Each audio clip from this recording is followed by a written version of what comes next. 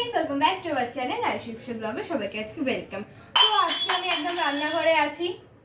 সেটা হচ্ছে আজকে হচ্ছে জি বাংলা রান্নাঘর হচ্ছে আমাদের এইটুখানি জায়গা। প্লিজ কাম রাইসা দে। তো আজকে আমাদের শেফ হচ্ছে রাইসা দে।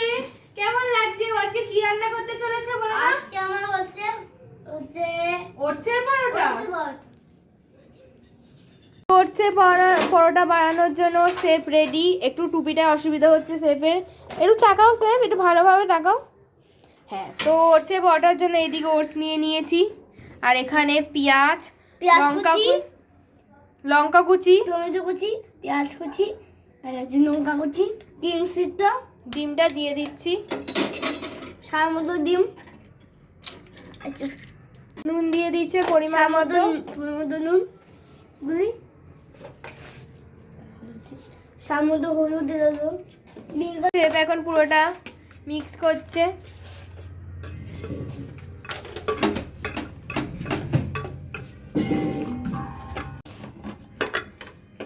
সামান্য বেসন দিয়ে দিচ্ছে।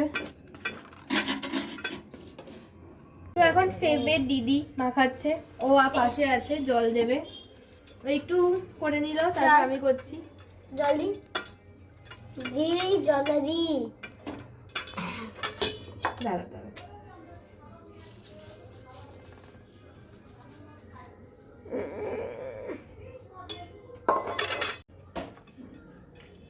এই হচ্ছে আমার জি বাংলা রান্নাঘর। জি বাংলা রান্নাঘর। টুং টুং টুং টুং টুং। শেফ এখন গুলছে এটা। আর এদিকে প্যান বসে গেছে।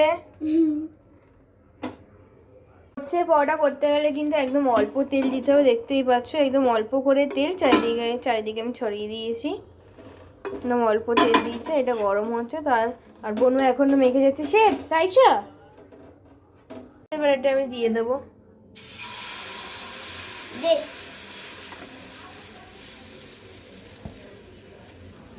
আরেকটু দিতে হবে।